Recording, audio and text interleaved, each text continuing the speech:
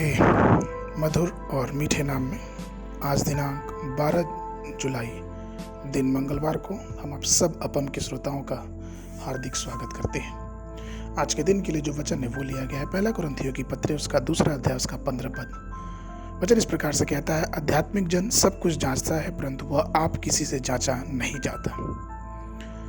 प्रभु मेरे प्रिय लोगों, पवित्र शास्त्र परमेश्वर की संतान को 2 व्यापक श्रेणियों में विभाजित करता है। पहला वो जो आत्मिक है और दूसरे जो शारीरिक है। जो आत्मा के हैं वे आत्मा के द्वारा संचालित होते हैं और जबकि जो आध्यात्मिक पद पर आगे बढ़ते हैं, जबकि जो लोग शारीरिक होते हैं वह अपनी वासनाओं में और इच्छाओं के अनुसार अपना जीवन व्यतीत करने का प्रयास करते हैं और वे असफल भी हो जाते हैं। पवित्र शास्त्र जो कि आत्मिक है वह इन बातों का न्याय करता है या सब बातों को भिन्न भिन्न दृष्टिकोण से देखता है। वह कभी भी त्वरित निष्कर्ष पर पहुंचने की जल्दी में नहीं रहता।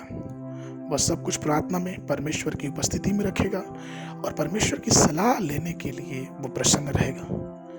क्या उसके लिए प्रभु की इच्छा के अनुसार है कि नहीं? क्या यह करने से परमेश्वर इस बात से खुश होगा कि नहीं? क्या इस मामले का फैसला परमेश्वर करेगा कि नहीं? जब हम और आप पतरस के जीवन को देखते हैं तो उसके संसारिक इच्छाओं के अनुसार आपका जीवन व्यतीत किया, जबकि अपने सेवकाई में उन्होंने पूरी तरह से आत्मा के नेतृत्व में होने के लिए खुद को ईश्वर के समर्पित कर दिया। यीशु ने उससे कहा, मैं तुमसे सच सच कहता हूँ कि जब तू जवान था तो अपनी कमर बांधकर जहाँ चाहता था वहाँ फिरता था, परंतु जब तू बूढ़ा होगा तो अपने हाथ लंबे करेगा और दूसरा तेरी कमर बांधकर जहाँ तू चाहेगा वहाँ तुझे ले जाएगा।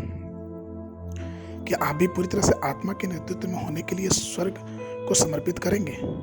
न्याय करना सीखें और हर चीज पर विचार करें। जब भी आप कोई निर्णय ले तो जांच लें कि क्या यह परमेश्वर की वचन के अनुसार है कि नहीं। प्रभु की उपस्थिति में बैठे और पूछे कि क्या ऐसा निर्णय प्रभु को प्रसन्न करेगा और आपके हृदय में पुष्टि प्राप्त करेगा कि नहीं।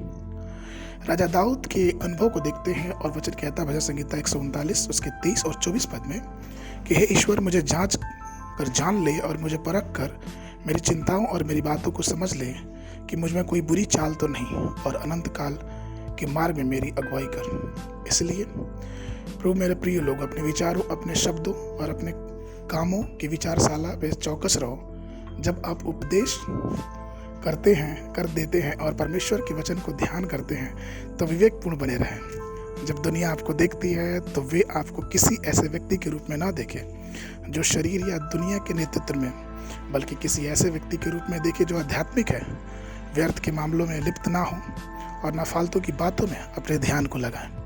हमेशा अपने जीवन में चौकस रहें कि आप सभी कार्यों में सफल हों और आपका जीवन आध्यात्मिक हो।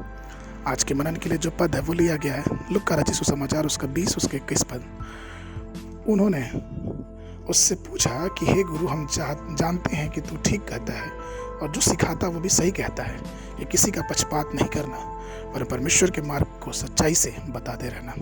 बाइबल अध्ययन के लिए सुबह के समय भजन संहिता की पुस्तक उसका 4, 5 और 6 अध्याय, संध्या के समय प्रेरितों के काम उसका 17 अध्याय 16 पद से लेके 34 पद तक। परमेश्वर आप सबको आशीष दे।